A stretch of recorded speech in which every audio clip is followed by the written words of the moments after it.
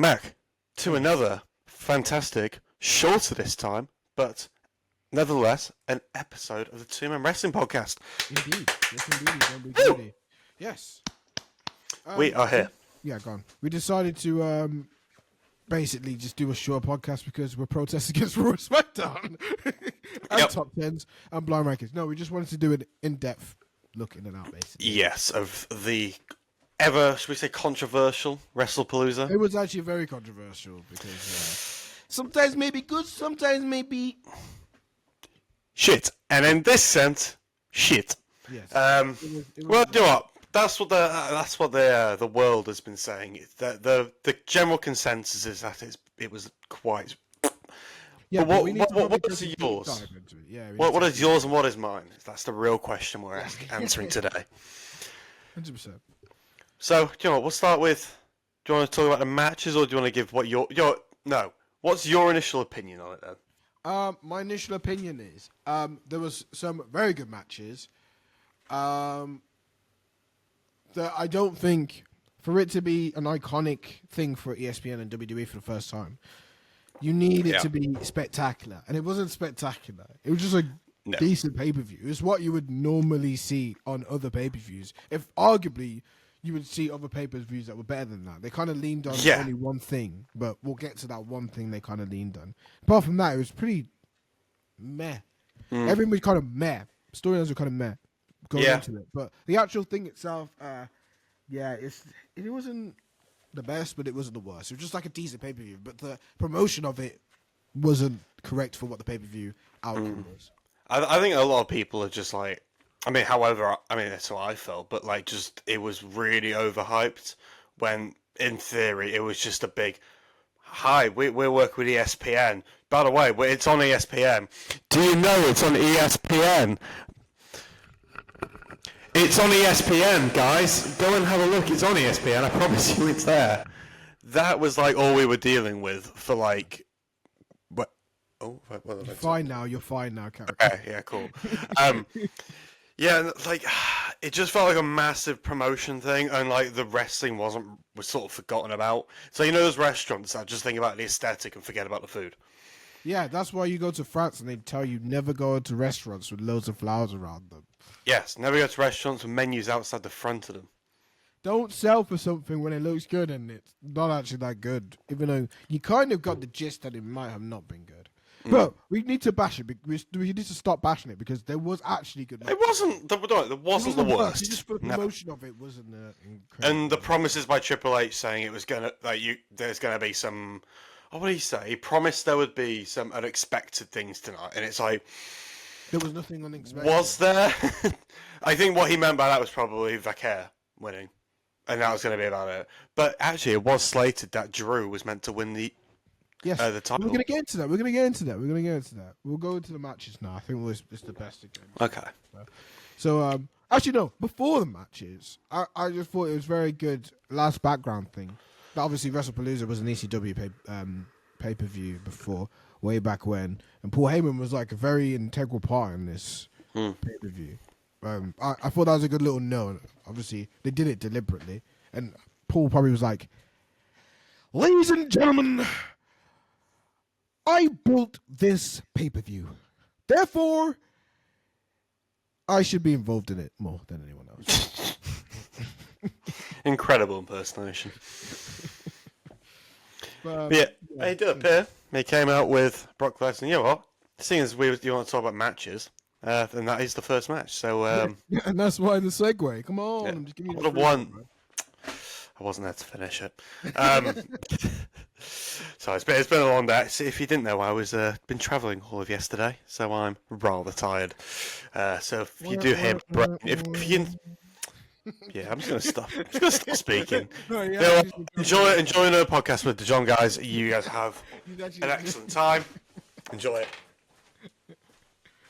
No, he did actually have a long trip. To be fair,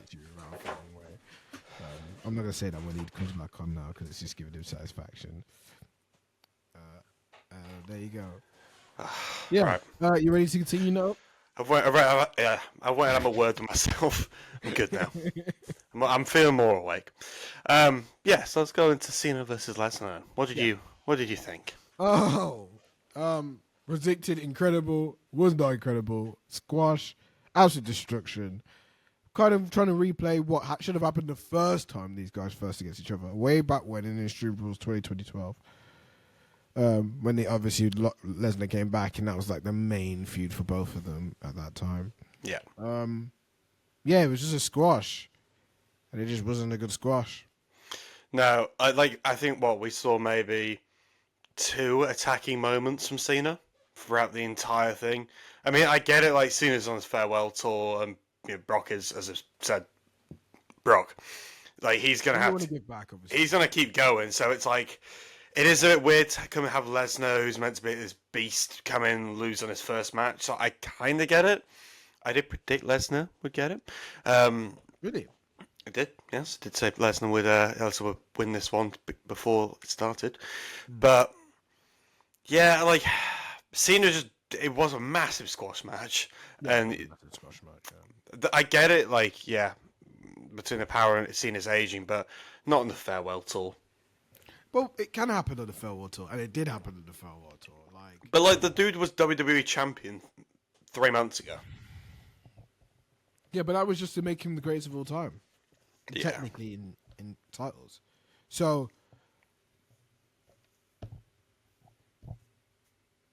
It's a bit of a nothing match, wasn't it? I did see a squash from Brock. I did see Brock winning it. I didn't see Joe winning it. So I do agree with that. I definitely saw that.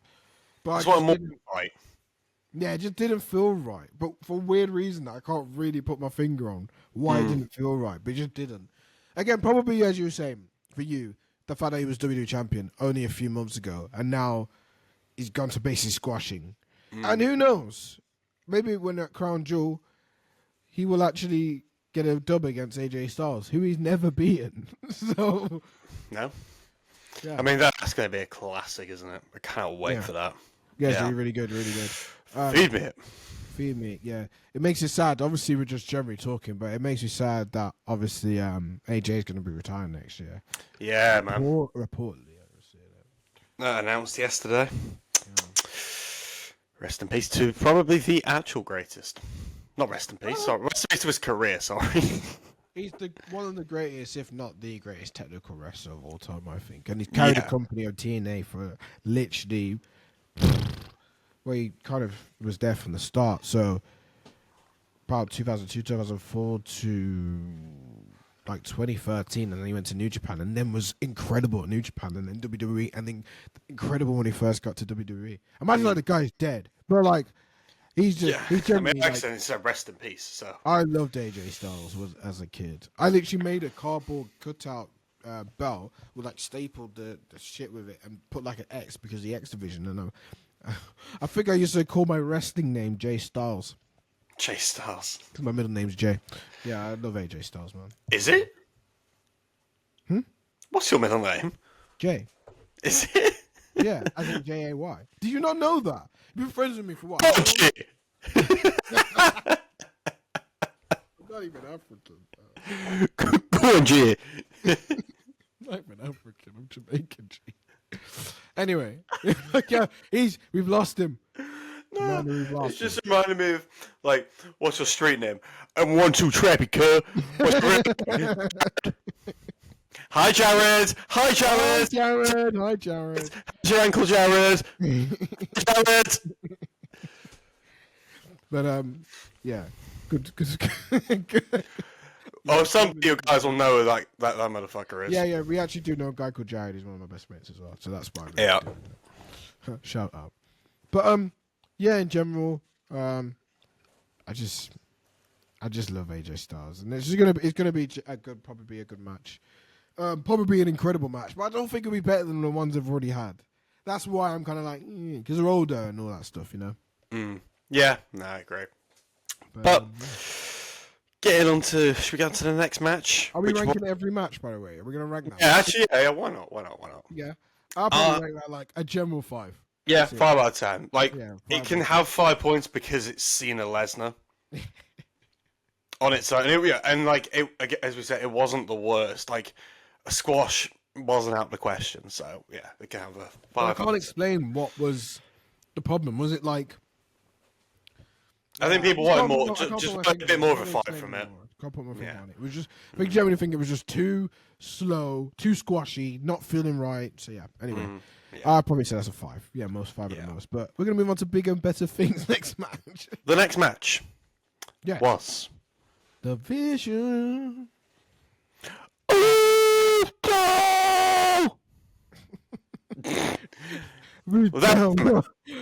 Day one is me, Oos. Day one is just me. Yeah, it was a okay match. I think it's alright, to be fair. Nothing crazy. Nothing crazy. Nothing we've kind of not seen already. Bear in mind that we've constantly seen this on Raw. Like, this is the one reason why we haven't done run reviews, because we keep seeing it. So it's not a massive surprise. We just see it in different Hopefully it's an end to this now. Yeah. But we all won't be. Yeah, it probably won't be. But I get why, because they kind of, this was the last one, have Usos versus the Vision, and that was it. So it gives a good chance for it to just die now. Because please, can it die? I mean, I was happy Braun got a win, simply just because they needed a win.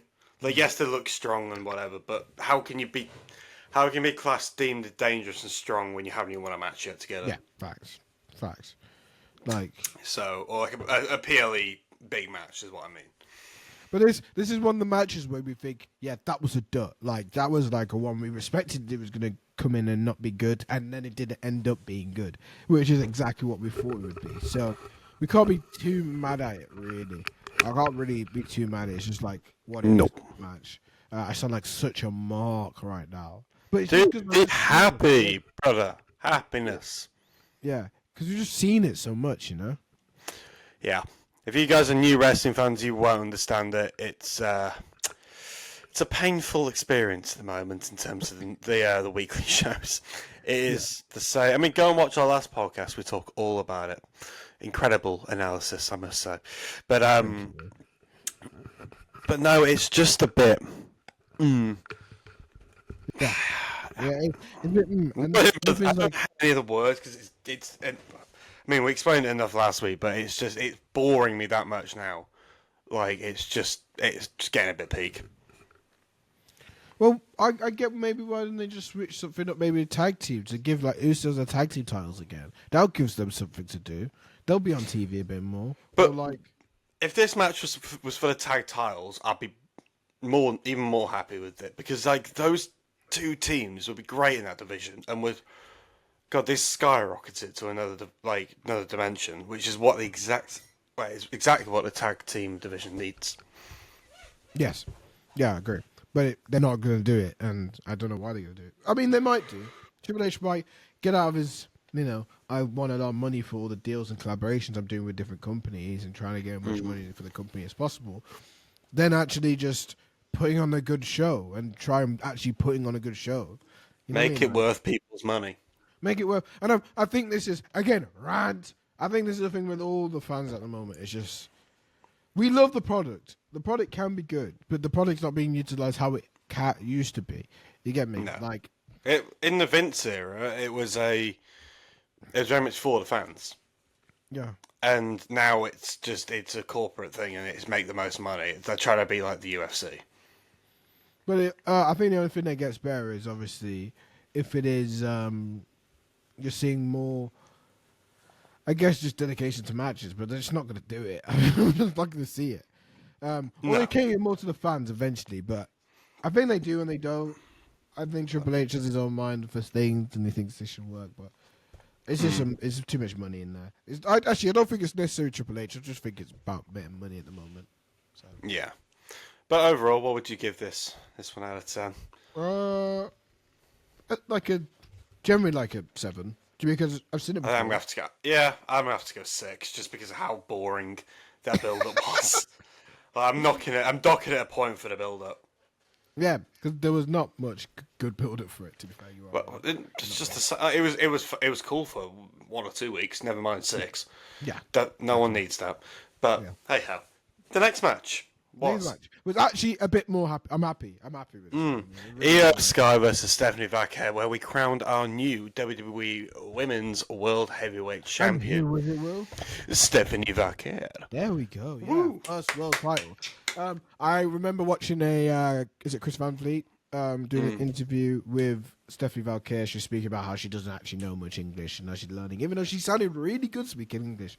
And then she was also talking about the fact that when she first came to WWE, her main thing that she was meant to do was actually go into the main roster. Triple H actually asked her, which roster do you want to go on? Do you want to go on Raw? Do you want to go on NXT? Like, where do you want to go? And she said, I actually want to go on NXT and like learn a little bit. Prove myself. Prepare a little bit. So I think about that, and I think that she obviously won. And, you know, not too long ago, I feel like they took a break on her, just let her, like, I don't know. Yeah, she wasn't... Maybe get her ready to be a world champion. It was after that I'm addicted to wrestling speech, and then didn't wrestle and was on TV for over a month. It was like, what? This made absolutely no sense, but, I mean, I think it's incredible just to see how fast she's come from an NXT superstar to world champion within it's less than a year. It's like I was going to be some sort of record, but isn't it Paige? I think Paige probably has the record. Yeah. But either way, you are correct. It's up there. It's certainly up there. Yeah, and I think in this day and age, sorry. Yeah, 100%. And I think for the fact that she's pretty much. She did the Addicted to Wrestling speech, but I think they knew already. I think they had an inkling anyway that they were just building her up to be a world champion one day. And I think it just got accelerated a bit by obviously Naomi's pregnancy. But I think they were going to give the belt to her at least the end of the year, or just some point in the year. They were going to. I think they were. It makes sense to. Yes. But they probably, again, when she did that Addicted to Wrestling speech, was probably off TV for loads of time just to get her ready because she's about to step into a big role of being women's champion. Yeah, maybe that was a reason. Like, never thought like something like that. Maybe they do take you off to like, mentally prepare for like, you are the main person. The press will be on you. Like, there's no tomorrow. Way more. I guess you got to maybe. I guess WWE is more like it's not. I think we were used to PG,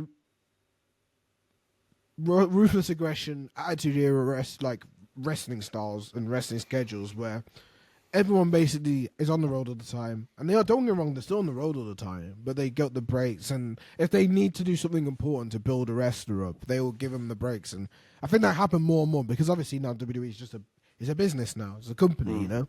And they're to make money, but you have to take care of your employees and their employees. So it actually makes perfect sense to actually do that. Because that's the world we live in. It's kind of changing. But anyway, it's probably prepped her ready during that time off that she would get to be world champion. And I hope she does a good reign with it, to be honest with you. I have no doubt, to be honest, yeah. I'm hoping they give her some form of like Tiffy reign in the sense of Tiffy time! It just lasts for a while. They actually they let the champion develop their story. Yeah, I hope so. But what would you give it out of 10, that match? I'm going to give that... It was feel good. I can give it like... For what is on the card, if I had to rate a card and I score out of 10 on the card, that would put it up to like an 8 or 9. I think that's an 8 or 9 type of match. Yeah, no, I give it an 8.5. I thought it was really good. Because both of them are... you could argue some of the best wrestlers on the world... on the planet at the moment. Io Sky, by the way. We talk about Stephanie Vaquer, but Io Sky as well, equally, is just incredible. She was fantastic during this match, yeah. She's amazing. No, awesome. I think very high praise from us for that match. Yeah, because that was probably the best match on the card. I don't know. I'm going to argue this next match was probably better. Okay, go on, mate. Go on. But nice little segue there. Nice little segue. Becky Lynch and Seth Rollins versus CM Punk and the returning after 10 years in her first match, AJ Lee. Yeah. Where we saw Punk and AJ pick up the win here in a very feel-good match. But in terms of actual moments and the wrestling, fantastic, I think. I was about to give my rating already. You can if you want, bro. I was going to give it a 9 out of 10. I thoroughly enjoyed it. This is my favourite, This is the best one of the night. Fair enough. I can't really blame that, to be fair. It makes sense because AJ Lee returned. I did say probably would be the same 8 or 9. To be fair, I could never give anything a 10 because it's not going to be perfect. It's not going to be perfect. But if I had to say, probably a moment that I knew, you knew exactly who was winning that match. I got like I didn't see AJ Lee or CM Punk losing that match. But the Stephanie Valkyrie match, I guess it was the more the mystery of who's going to win. But again, you kind of still, in a way, still knew in a way. So I don't know. There've been 2 good matches, but no, I'll probably still say Stephanie Valkyrie match is probably my favorite. But yeah, the AJ Lee match was still really, really good. The fact she looked incredible. Yeah, she did. She looked like her in-ring ability was like ridiculous after 10 years of not even stepping foot in a ring. Yeah, but she still obviously took care of herself, so that's why it's a great thing. So yeah, but no, it's good. I wonder what they're going to do with that story now. I mean, maybe we see Lynch versus Lee for the IC title at Crown Jewel. I see that. I'd say that gives the pay-per-view a bit more, or PLE, sorry, gives it a bit more. Wow, that's good. It's worth it. I wonder what they're going to do with Punk though. Is my next thing. I don't. Because obviously Rollins is obviously going to go feud to Cody now for a bit due to their match at Crown Jewel. But Punk, maybe there's a Roman thing going on at some point. I don't know. He's going to be at Wrestlepalooza. Wrestlepalooza. He's going to be at Crown Jewel. Sorry, but I don't know what facet. I do agree. I don't know what that match looks like. Roman's, is he around? Like, is he not right now? He will be soon, apparently, but that's not going to be for a long time. So I don't actually know what he's going to do. He's going to maybe he gets the Jacob Fatu treatment at the moment, has a month off TV, and then comes strolling on back in. Yeah, because the focus on AJ. And to be fair, he might. You never know. He might do like a manager role. I could see that. That's not a bad idea, actually. Do a manager role for keeps AJ him Lee. fit though, doesn't it? In the I'm sense cooking of, like, he's not going to get injured. If I did, right? If you get that right, we'll clip it, Chad, clip it, Chad. But I think that might be a good thing. Just have him like a little manager role for AJ Lee. AJ Lee goes for IC title. That could happen because for the meantime, it's just a little small thing for the meantime, and then you can still have the occasion with Seth. Yeah, and so have it be like, haven't forgot about you. Whatever. Yeah, your wife is not going to be my wife. That type of thing, you know. My wife. Oh, my wife. I'm going to get you, Gypsy. But put me on the booking team because I think that would be a good idea to do. I wouldn't mind that at all. While he's on the time period. It's a good idea, buddy. I would love to see AJ Lee and Becky for IC title. Yeah. But we'll see. Who knows? But finally, the last match of the card, which was the main event. Cody Rhodes versus Drew McIntyre for the WWE Undisputed Championship. Yeah, but debatably a controversial one because obviously the sticking point of this match was Cody's obviously been off for a little bit. He's got the title. He's had a kid, you know, and all that stuff. Again, same as Stephanie Valkyrie, just, you know, in having time off. And it's the thing of he's going to lose the match. There's rumors he's going to lose the match. And it was going to be Drew that won. That obviously did not happen. But the match wasn't superb anyway. Well, apparently it was Cody and Drew that had the idea of Drew taking the title. And then they went and presented it to Hunter, and obviously Hunter went no. Because that would be too much fun for the fans. So, but in terms of an actual wrestling perspective, I think it just wasn't their greatest match in the world. No, it wasn't. Like, why did Cody start falling over at some random points? Yeah, I don't know either. I realised that as well. It didn't even hurt his leg, and I was like, right, okay. No big interference at the end. No, that was a surprise element because, you know, we saw that. There we go. Mm-hmm. Yeah, and I think, you know what, I feel this match, if you put it at the start of the night, I would have gone. Maybe it would have got an extra point, but I think it's going to lose a point because of the disappointment to end the show with that. Yeah. I mean, you wouldn't flip the first match and the last match to... No, but I mean, let's say Cena and Lesnar was a better match, a better outcome. That could have gone main event, but what I'm saying is, because there was no big ending and big surprise or something, I think everyone was like, was that it? I mean, you literally text me, was that it? I did text you. Yeah, as I tweeted on the old Twitter, I said, was that it? It was. I just felt a little bit like a bit lackluster. Yeah, a bit lackluster. I can't lie. But yeah, again, it was an incredible match. There wasn't incredible stuff we've not seen before, and also I think it's got a little bit because it didn't have much build up apart from Cody getting hit through an announce table by Drew Claymore. There wasn't anything that made you go, "Yeah, that's got pure fury in that feud." It's just not. Yeah. There was nothing that really got you like. Bro, yes, I was hoping that for like is a it. Randy interference, like a Rock interference, Which was rumored to happen. something. But Which no, was rumored to happen, obviously. no, nothing. But he seems so disappointed. bro, I was expecting like, a really cool, fun, enjoyable night. I remember going to bed at like 3 a.m, thinking, waste of my time.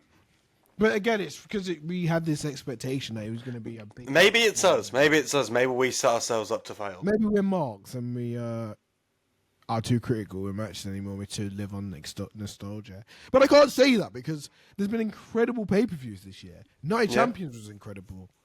Yeah. Elimination Chamber was that in December or January? February was incredible. We've had great pay-per-views. It's not WrestleMania was Pretty solid. unreal. Yeah. So we've had SummerSlam was incredible. Yeah, SummerSlam was really good. So it's not like we're not saying it isn't like the product's awful, but it's awful to watch at the moment. If you get my gist, it's not an awful product. It's It just feels like they're not doing anything for the fans. But I also understand that there's nothing big to build up to. So yeah, you got Survivor Series, War Games. yeah, Still and Crown Jewel. That's almost a month now. Almost. So we got almost a month build up. But it's the end of November, no? What, Crown Jewel? Google. Goggle. Survivor Series. And Crown Jewel is It's on late October November. 10th, isn't It's it? actually late November, to be fair. So even then, like they've got a big period to fill in of stuff. But Crown Jewel's the stopgap to that, isn't it? Yeah, sorry. Sorry, mate. Yes, that was a wonderful stretch. Yeah. Oh, that was so nice.